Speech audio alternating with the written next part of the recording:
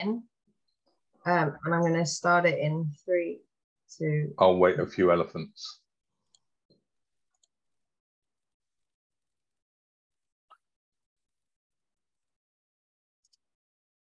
Hello, good morning, good evening, good afternoon. I say those things because we are going to get people joining us from literally all over the world. I'm Clive Snell. I'm the CEO of ConTech Live, and I'm very pleased to welcome you to the ConTech Scholarly API series. This one's called How APIs Can Work for You Using APIs from the Lens, presented by Mark Garlinghouse and Aaron Ballagh from the Lens, which immediately begs the question, what is the Lens? The Lens serves linked open knowledge artifacts and metadata with tools to inform effective, efficient, and equitable problem solving. ConTech is completely focused on how technology is impacting content and information. And as such, the Lens is a great example of a project doing exactly that. Let's just talk about how this event's going to work. We're using Zoom webinar. Your mics are muted, but please use the Q&A box to pose your questions. The guys will introduce themselves and the session, and we need to wrap everything up at 3 p.m. BST. That's exactly 59 minutes from now. Over to Mark. Thanks very much for that introduction, Clive. We're very grateful to both you, Kat, and the entire ConTech team for making this event series possible. I think it's extremely topical and timely as we've seen the industry evolving towards greater need for understanding of APIs. We're grateful, of course, for the leadership role that ConTech plays in the industry. I'm going to share my screen and first use some slides to provide some background information about the Lens. Then I will introduce 2 guest speakers that we have today who are talking about how they're using APIs from the Lens. After that, we'll come back to my colleague, Aaron Ballagh, who will step through some details about how to use the Lens API, and we hope to save some time at the end for Q&A. But as Clive mentioned, if you do have a question during the session, please post that in the Q&A box, and we will take a look at that at the end. So just briefly, the Lens is a project of the social enterprise Cambia. Cambia is a nonprofit based in Australia that was founded with the mission of solving the problem of problem solving. If you go to the website, cambia.org, it still has that slogan on the page, solving the problem of problem solving. And the backstory about how they came up with the idea of founding Cambia explains why the Lens has developed the way that it has today. Dr. Richard Jefferson is a highly cited molecular biologist who in the late 1980s was doing his research on transgenic agriculture. He managed to create a new piece of technology called GUS that was important to implementing transgenic agriculture and making it widely available. He realized the importance of what he discovered and hoped that it would be widely used around the world. He and a colleague even set up something called open source biology in order to make that possible. What ended up happening was a company was monitoring new technology coming out of organizations like the one where Richard worked. They had a team of patent professionals who could write high quality patents. They also had production and global distribution capabilities. That company was Monsanto. They ended up developing the Roundup Ready product line, which many people consider today to be, of course, an important part of the agricultural food system, but perhaps a monopoly product. Richard didn't blame Monsanto for doing what they did and frankly doing it well. However, if he could have had a hand in guiding how the technology would be adopted around the world, he would have done that. So given his experience, he thought there were at least 2 problems to solve. One was improving access to the patents themselves. At the time in the late 1980s, when he was doing his research, you had to use dial-up tools like STN or Dialog to access that information. And the second was improving people's understanding of patent information. He found that the entire patent system was difficult to understand, difficult to actually operate within unless you were an expert. So he took it upon himself and his colleagues who founded Cambia alongside him and started developing what would be launched in 2001 as the patent lens, as the world's first free and open full-text patent search platform. The team continued developing the patent lens over the next 10 or 12 years, including extracting gene sequences mentioned in patents and making those fully searchable.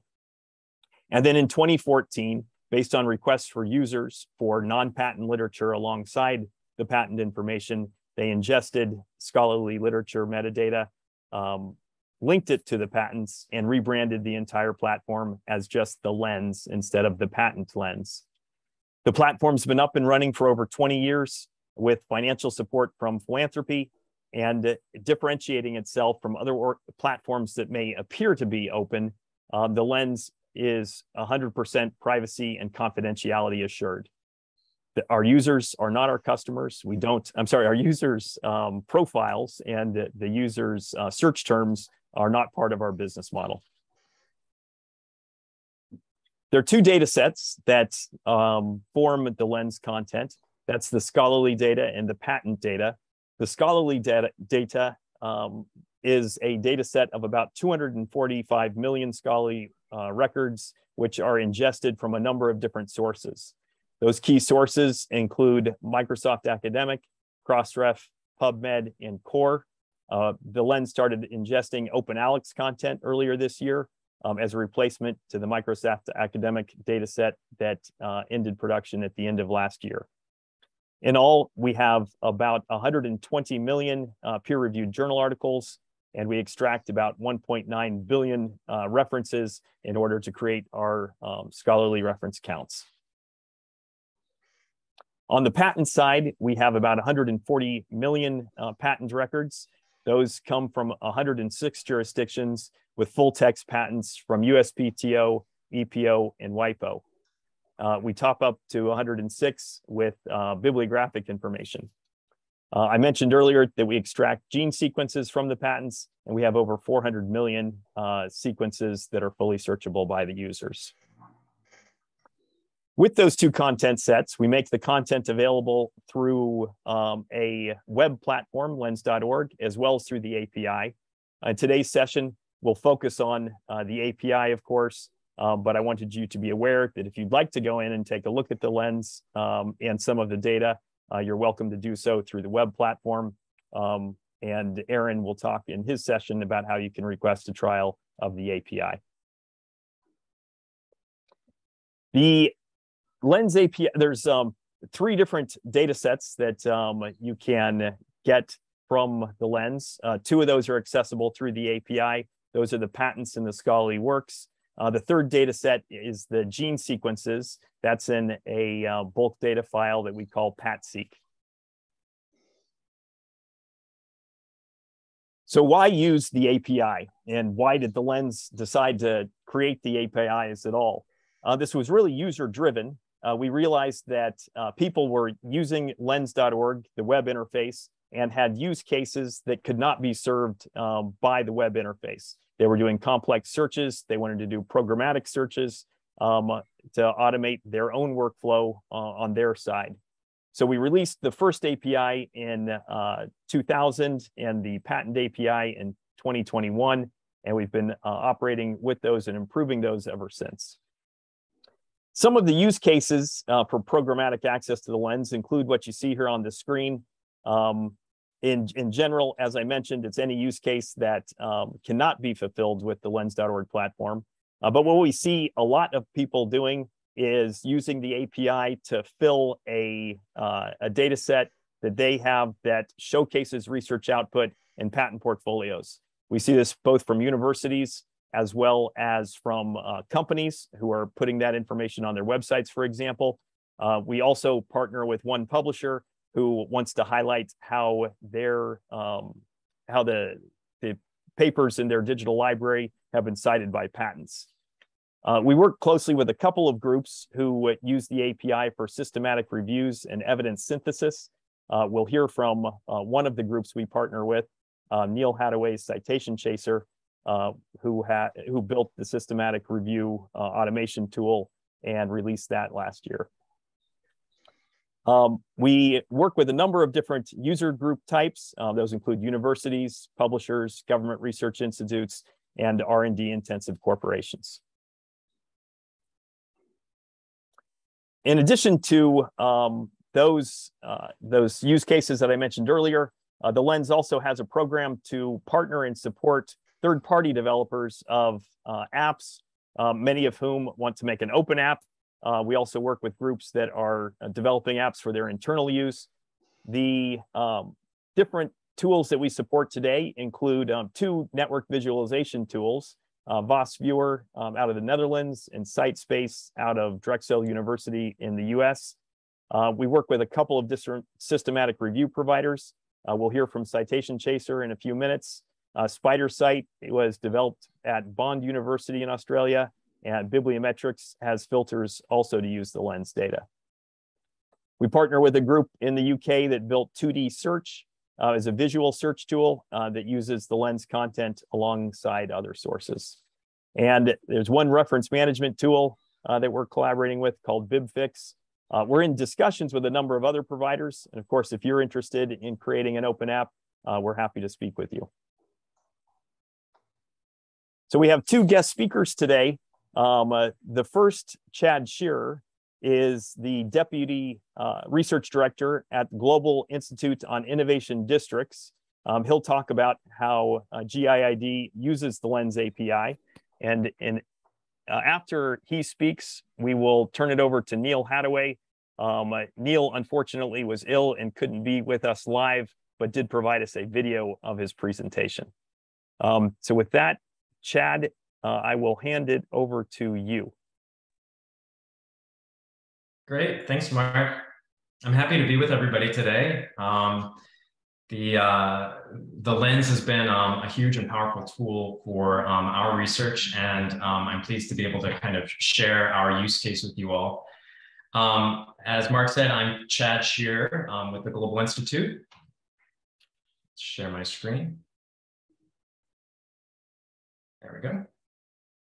The Global Institute on Innovation Districts is a young think tank. We were founded about 4 years ago by the president of the Global Institute, Julie Wagner. Julie and Bruce Katz of the Brookings Institution did research beginning about 10 years ago, but that was published in 2014, that looked at a growing trend of agglomeration of R&D actors around anchor institutions.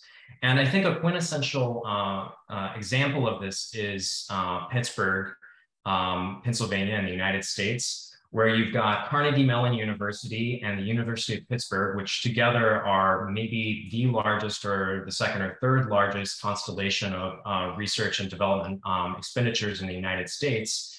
But around these 2 universities, there's a constellation of other assets, including a hospital, another hospital, and tons of small firms and research and development intermediaries that concentrate research and research activities, as well as other types of R&D activities in this small geography of about 200 acres in Pittsburgh, just east of Pittsburgh's downtown. So this is kind of a midtown area where all these institutions and companies are agglomerating.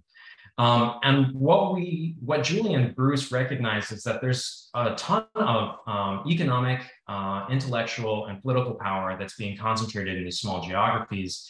And this is an incredible vehicle for economic development and institutional development in cities and metropolitan areas around the world. And it builds off of trends that we've known about for a long time. So economists have long known about knowledge spillovers between firms and between institutions and firms. And research that was done earlier this century showed just kind of what the kind of proximity is necessary for different types of knowledge spillovers in different industries. But basically what we're looking at are in innovation districts, the knowledge spillovers of R&D labs and other types of institutionalized research is really, really small. So you need these really small geographies to facilitate that spillover. One other factor that has made innovation districts a growing trend is the connectivity of the globe these days. It used to be that to kind of share information and knowledge between two places, you needed to have people speak face to face to share tacit knowledge. And that's still the case up to a point, but now people can share information and collaborate on knowledge globally.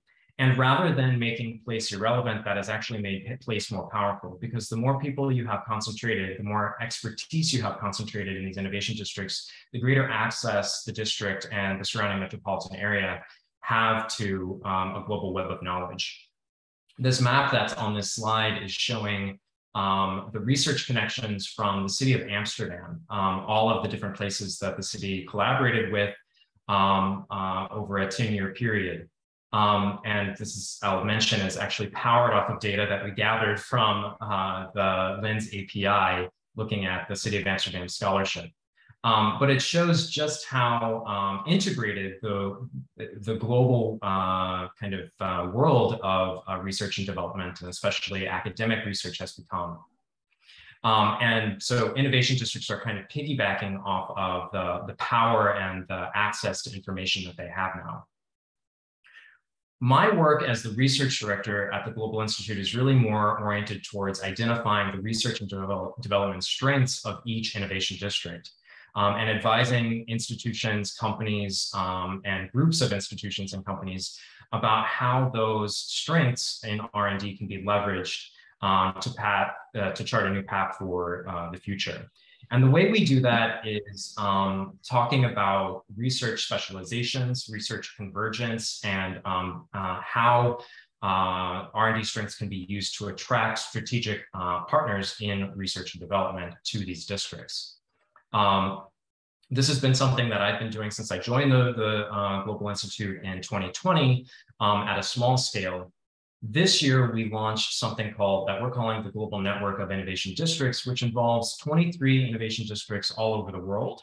And that really required us to kind of reapproach the way that we gather and analyze data, because doing this for one district at a time was already hard enough, but doing it for 23 at once was going to be a huge lift, and we needed new data products, platforms to help us do that. And that's where the Lens comes in.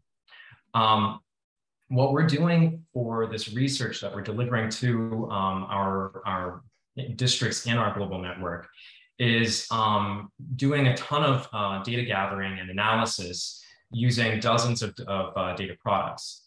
The most powerful product by all of these products by far is the Lens, and especially the APIs that we have access to through Mark and Aaron. The Lens integrates data from so many different sources, as Mark just mentioned, that it's really kind of a one-stop shop. We do supplement it with data from other organizations, but most of the other data that we're gathering are not on patenting or academic literature, like what the Lens covers. The primary use case for our other sources is for funding, for business intelligence research, and that sort of thing. The Lens is really the most powerful tool we have for gathering huge reams of data about the publications emerging from the institutions in our districts and other businesses in our districts, as well as the patenting activity that is piggybacking off of those publications and the actual patenting that's occurring from the districts. And I will admit that I am proficient, but not by any means an expert in the coding that is necessary to access APIs. In fact, before, I think, last May of 2021, I had never used an API product before. The Lens was my first time. And what made it so easy and powerful to use the Lens is that they have incredible documentation all built into their website. I think you can actually access it even without being, without having special access to the APIs. You can kind of see all of the resources that they make available. And I've kind of put some of those screenshots of those resources here. But basically what I did was I just went into their code snippets and copied and pasted code that they had already written for me and that I could never write myself. I just pasted that into my, RStudio application. plugged in my token, and entered my query, and was downloading data, literally gigabytes of data before I knew it. So they made it super easy to get the information that I needed to power this incredible research that we're trying to deliver to all of these different places, and the impact that we hope that research will generate. So really thrilled with this product and what it enables us to do. Before I stop, I'll just kind of show you all what we're ultimately trying to deliver. This is a kind of a password protected site that we're making available to each of our innovation districts in our global network. What it will have is personalized or customized, tailored data and analysis on all of their research and development. So this is a page for the Cortex innovation community in St. Louis, Missouri, in the United States, where we're showing all of its global connections across the globe for the research that it's produced over this 10-year period. We can look at the pace of research and the taken off, how it's taken off. We're looking at the content of that research. Biomedical research is its biggest product, but we also have tons of descriptive statistics and information about how this research kind of hangs together, how research in one area like oncology intersects with other disciplines like public health. And we're also looking at the impact of that research, all using LINS data that enables us to kind of keep track of the kind of quality, prestige, citations of the research from patents and from other scholarly literature, and then produce some kind of cross-cutting analyses that show districts kind of where they're heading and compared to where the rest of the globe is heading. So all of a way of saying that this access to this resource gives us, literally puts the world of research at our fingertips and allows us to deliver a lot of information and analysis to our partners. Terrific. Thank you very much for that, Chad. And Chad, will you be available at the end if people have questions specific to GIID? Sure, I'll stick around. Okay, terrific. Thanks very much for that. Next, we will move over to Neal Haddaway's introduction of Citation Chaser. Neal is a senior research fellow at the Stockholm Environment Institute, and this is a recording session. Again, he's not available for Q&A, but this goes through how he built Citation Chaser. And thanks very much for having me along to talk about my tool, Citation Chaser. I'm going to introduce very briefly Citation Chaser in the next few minutes, so it's quite a whirlwind tour. Apologies for going through things very quickly. But Citation Chaser is an R package and Shiny app for forwards and backwards citation chasing. I'm going to talk you through the Shiny app, but the R package has the same functionality in the background. Thanks to my collaborator, Matt, who helped to finalize the app. And there's a picture of me. If you'd like to follow either of us, those are our Twitter handles there. So firstly, what is citation chasing? When you have an article that you want to examine in terms of where it sits in a citation network, you have all of the references in that article that exist as a finite set of references the authors have referred to, have cited. Tracking those citations back is called backward citation chasing, so it goes backwards in time. Related to that, forward citation chasing occurs where you try to identify every article that has cited your article. That is called forward citation chasing, and it goes forwards in time, and it is essentially infinite. It carries on as the article continues to be cited. These forms of looking for articles in a citation network are really useful where we want to try to find relevant evidence that's related to a particular paper. It's a good supplementary search method for literature reviews, and it's becoming increasingly popular.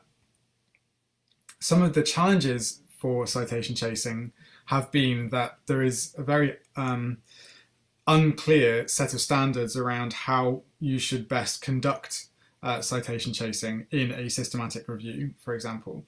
And there is no guidance or best practice on what to do, which articles to use as a starting point, how far back to go, whether you go more than one layer. So we do need some more guidance. Another challenge is that this is often done by hand. So people are often not using digital reference lists. They're actually going through the reference list of a PDF one by one and checking whether they're relevant rather than pulling them back into a central RAS file. And that's very time consuming. Even when you do it digitally and you track back which articles have cited your article, it's very time consuming. It typically has to be done one by one, or it can't be done in bulk. Some tools like Scopus, which is a bibliographic database, allow it to be done to some degree in a bulk automated way, but you need to have a subscription to Scopus, which is very expensive. And it's also not very clear at all how to go about doing it. But beyond that, individual bibliographic databases typically don't include all of the references in an article's reference list, and they are not very comprehensive when it comes to which articles have cited them. Other resources like Google Scholar and lens.org are much better. So that's where we produced Citation Chaser. This is the Shiny app. And essentially, you go to Citation Chaser, input one or more starting articles. You can then search for the references within those articles' reference lists and pull those back into a single RAS. You can then see which articles in the lens.org database have cited your articles and pull those back. You can also do some basic analysis that we're building on. At the moment, it's just looking at the frequency of articles within those two networks. And you can visualize this in a network diagram as well.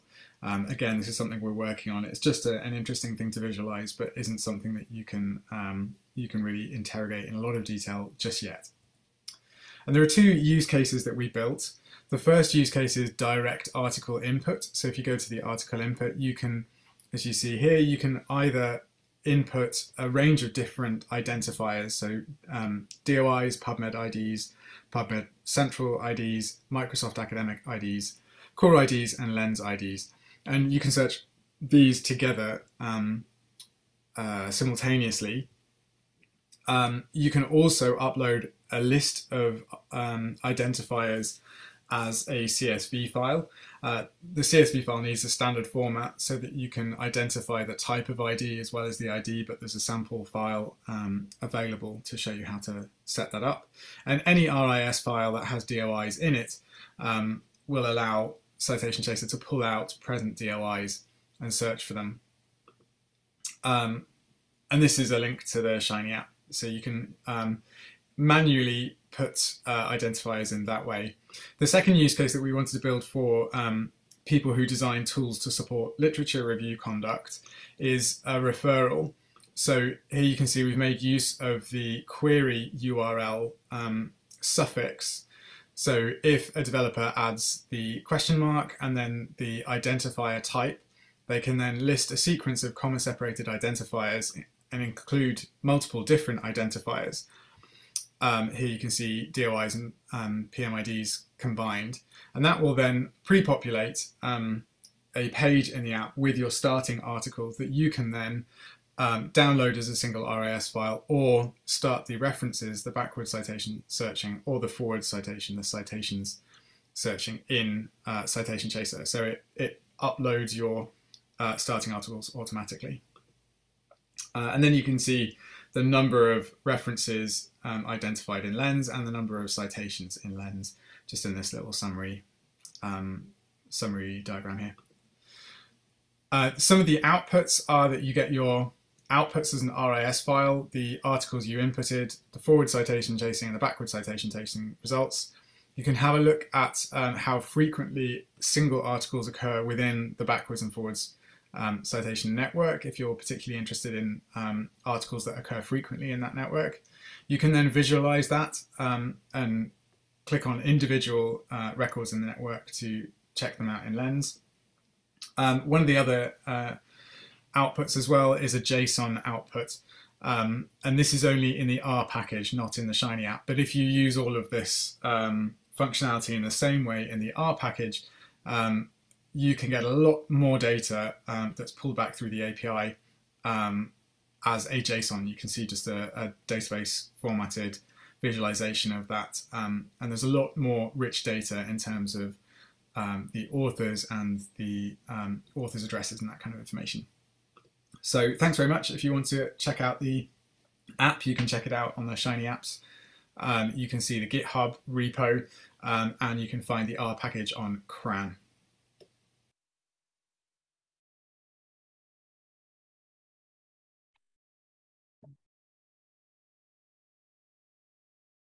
You're muted, Mark.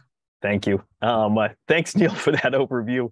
The slides that we are presenting today will make available through ConTech if you're interested in following up any of the specific information that Chad or Neal presented. Next up, we have Aaron Abalak. Aaron is responsible for content at the Lens, and he'll walk us through some more detail about using the Lens APIs. Thanks, Mark. Sharing my screen. Thanks everyone for joining us today. So in this section, we'll go through the ins and outs of using Lens API, how you can access it and request access, the design of the API, and we'll review a few examples. I will assume that you do know a little bit about API and have some knowledge of APIs. But as Chad mentioned, all of the information, all the details are available on our documentation.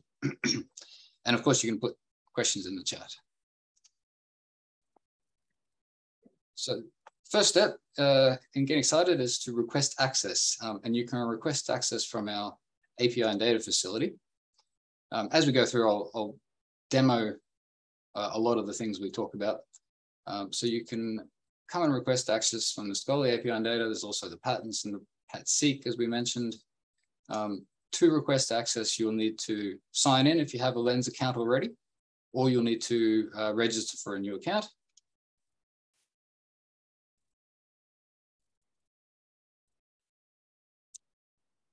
You just need to complete the form. We'll send you a confirmation email once we receive your request.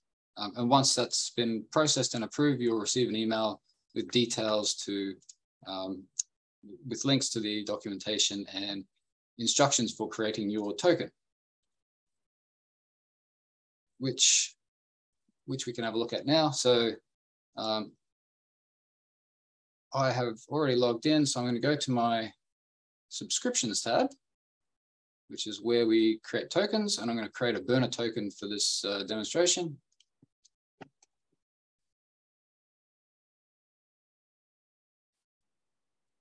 So I'm going to copy that. So you've got you can create up to 5 tokens here, and you can manage them, delete them, recreate them. And here, this is where your subscriptions or API access will be listed.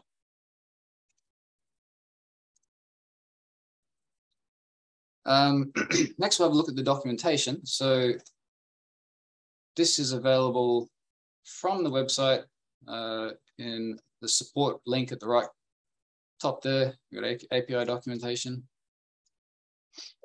And the documentation itself, zoom out of the way, we've got a getting started page, a little bit of information, prerequisites, the endpoints, using your token, rate limiting and our error responses. And we've got the documentation structured by the request, the response, and you can see we've got both Scholarly and patent request and response. We've got some query examples and then code examples, as Chad mentioned. So in the request, we're covering the request structure. So this is the format of our API requests. We've got a list of searchable fields, filtering, pagination, sorting, projecting, and the supported query types. We'll go through these in more detail. The response. So this is the structure of the JSON response, and we also provide an example that you can review.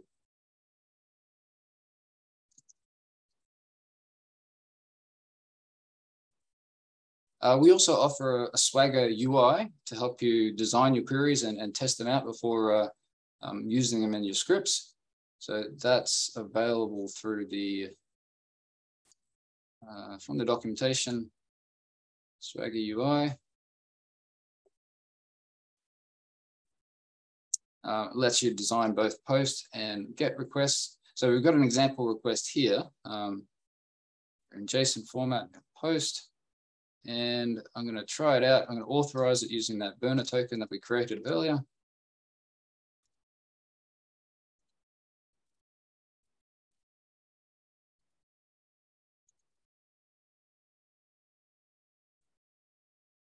So here we can see our response. We're returning the lens ID and the title, and our total hits for this particular query, 105,000.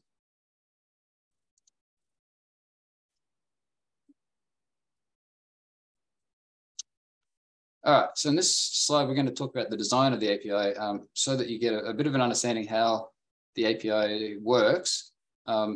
It's split into an API server, an Elasticsearch index, and a MongoDB store. Those are the components of the API.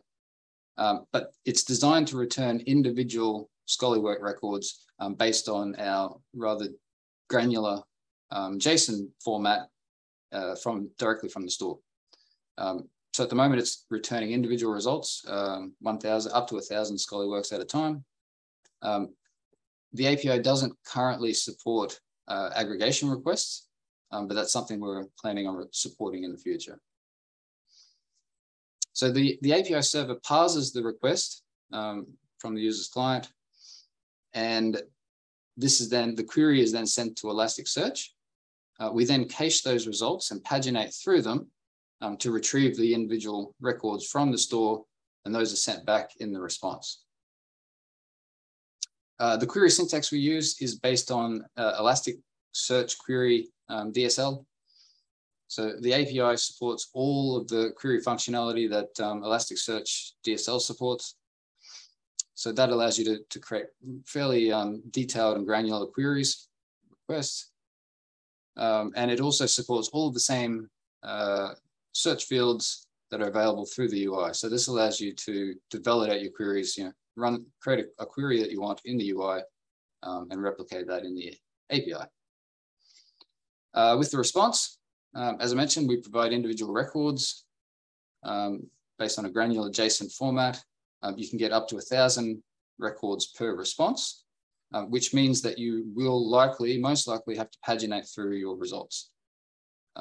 That's one of the main use cases for the API.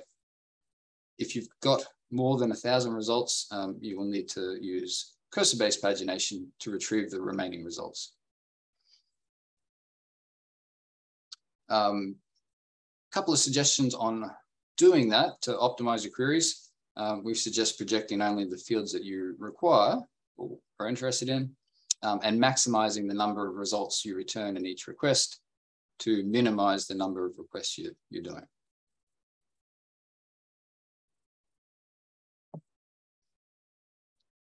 These are the endpoints we support currently. So we support both post and get requests for scholarly works and patents.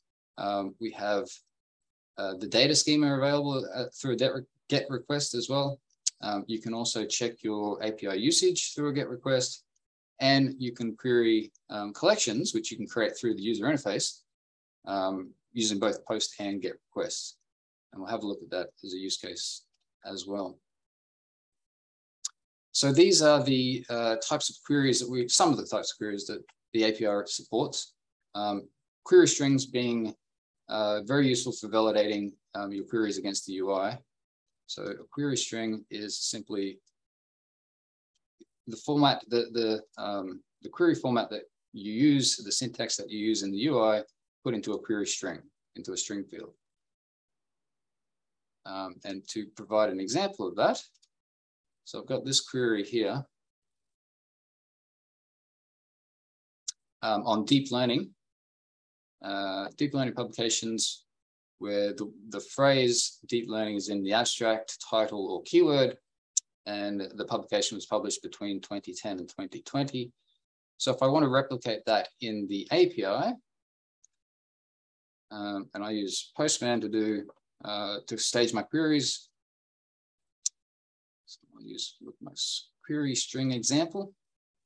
So you can see here, I've got exactly the same query string with reserved characters escaped. So you will need to escape these reserved characters, but we should see exactly the same results. So 120,477 total hits, which is the same result as the UI. So that's a useful query type for validating your queries against the UI. The next types of queries we support are terms and match queries. So these are used for searching keyword fields and text fields. So the term and the terms queries are used for typically for exact term matches, where you know the name, the value, the term. So identifiers, for example, is a good one to use in terms. So PMIDs or DOIs, where match phrases are generally used for searching text or full text fields, where you can match either individual terms or match a phrase. And we'll have a look at a couple of examples of those as well. So the terms, here's an example of a terms query where I'm searching for a number of DOIs. I know I already have the DOIs and I want to extract the information from the lens. So that's a fairly straightforward example. Next one we'll have a look at is a match.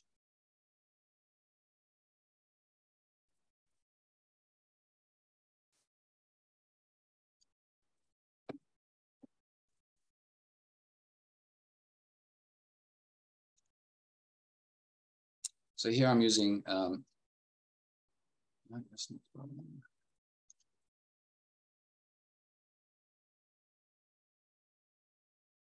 There you go, a match phrase query. So I'm looking for, see, I'm going to change that to a match query. So a match query, I'm now looking for the words Cleveland and Ohio in the author affiliation field. We get 76,000 results. I think 761,000 results. However, if we change that to match phrase, which it was before, we're now searching for the exact phrase, Cleveland, Ohio. And you can see we only get 91,000 results. So that's an example of terms and match, and these can all be combined using the Boolean queries. So Boolean queries allow you to combine these different phrases effectively using different operators, you know, your and your or, but you can use additional clauses like must, should, must not, filter, and you can create fairly complex queries with this combination. So we'll have a look at an example of that.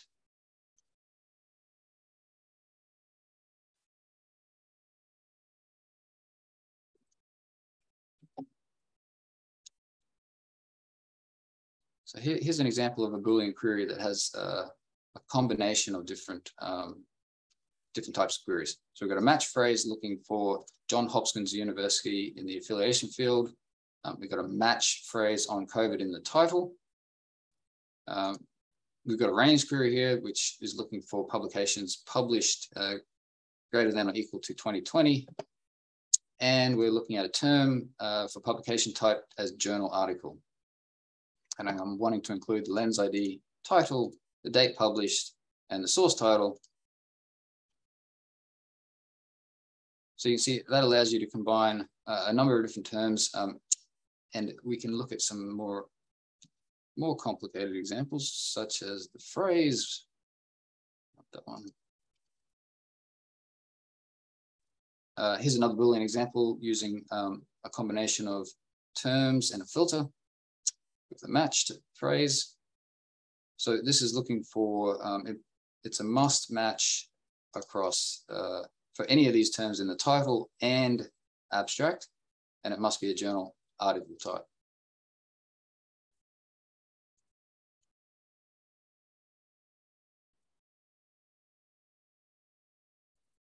Another slightly more detailed example. This is using a must Boolean query in combination with a query string.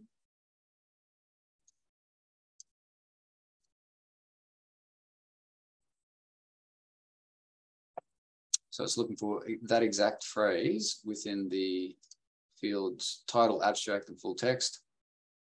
You can specify the operator. In this case, we want it to be and.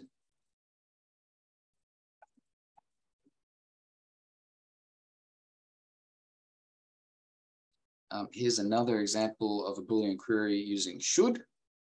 So we've got the query should match author display name, the word Richard, be published less than or equal to 1980, and be a journal article, and it should match at least 2 of those terms or clauses.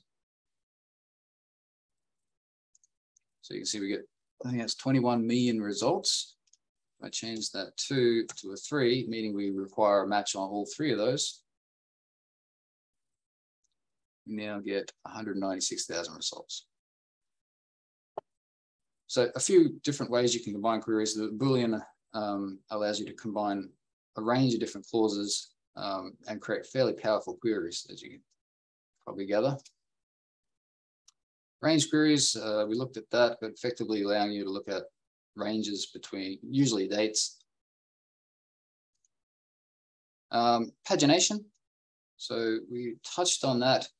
We have simple offset size-based pagination for results, result sets up to 1,000 records.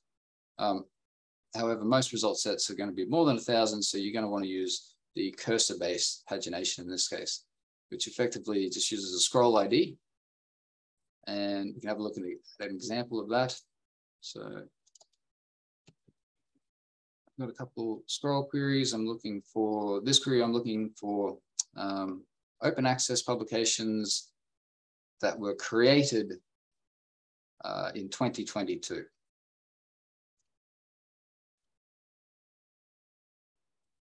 So when you use this scroll term, when you add the scroll to your request, you're going to end up with a scroll ID in each response.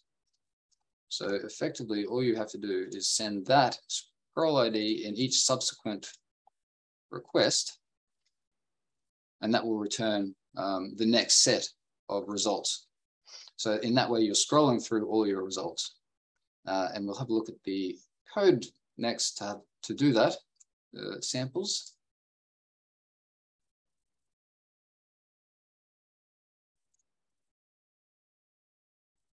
So as Chad mentioned, we've got a few examples up here that you can drop into your project and hopefully start scrolling.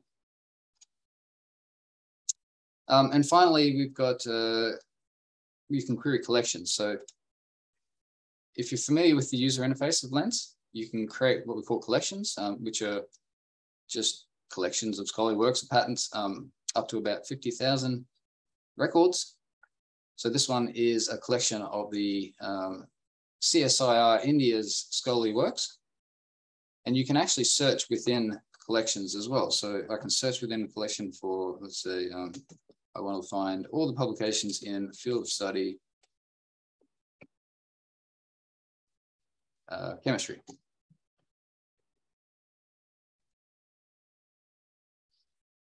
So I've got this search result, which is confined to this particular collection. So if you have say a manually curated collection or something that's not easily queryable, you can then create a collection and then subsequently query that. And I'll have a look at that.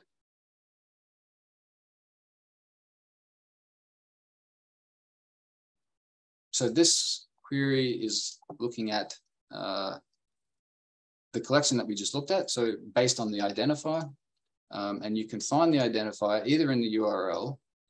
This collection is saved on my work area.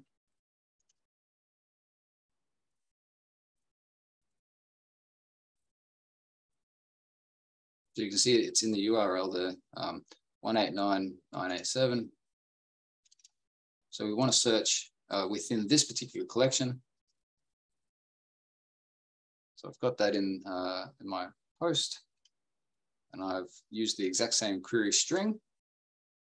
So I should get the same results. So that's one use case for searching collections.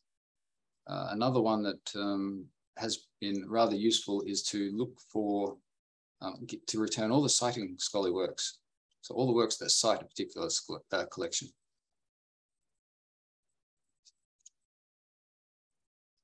So in this one, I want to return everything that has a scholarly citation count greater than 0. And again, I'm searching, searching a different, that's a different collection.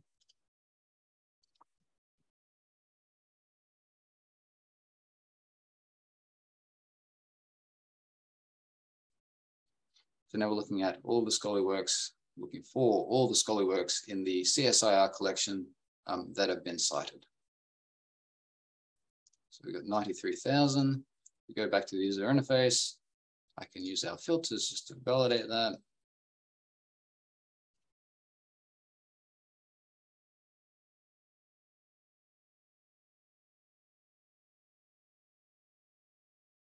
$93,000. So we're just about right. Actually, before I go have a look at those code samples, a couple of the endpoints that we didn't look at, API usage. So you can check your API usage using this GET request and endpoint. And you can request the data schema as well.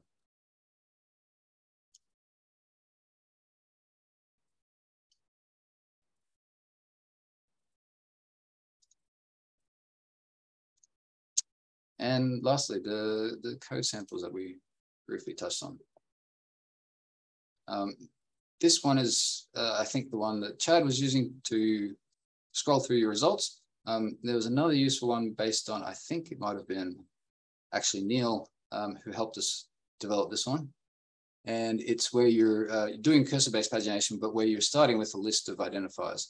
So, you know, in combination with these two, would allow you to effectively do the citation chaining that Neal was describing. So I think that's all I had. I might stop there. Thanks very much for that overview, Aaron. So today we've heard a little bit about the background of the lens. We've talked about some of the API use cases. We heard from Chad going through the how the GIID team uses the API. We learned more about how the Citation Chaser, a systematic review automation tool, uses the API. And then Aaron stepped through some details. I think the important part of our message is that inclusive access to knowledge is a key part of the Lens mission. Information literacy is important in order to use not only to use any information tool, not only the web-based tools, but also the APIs. If you are a coder, what you saw from Aaron today is probably very familiar. If you're not a coder, don't be concerned, right? Chad shared his story. He overcame that and is doing some terrific things with the tool. So the use cases for the API are really only limited by our imaginations. We have a couple of questions in the Q&A. The first one is from Chris Asher. Are all of the data sets centered on biological scholarly data and patent information, or does the Lens capture this information from other fields as well? The answer is that we capture data from a number of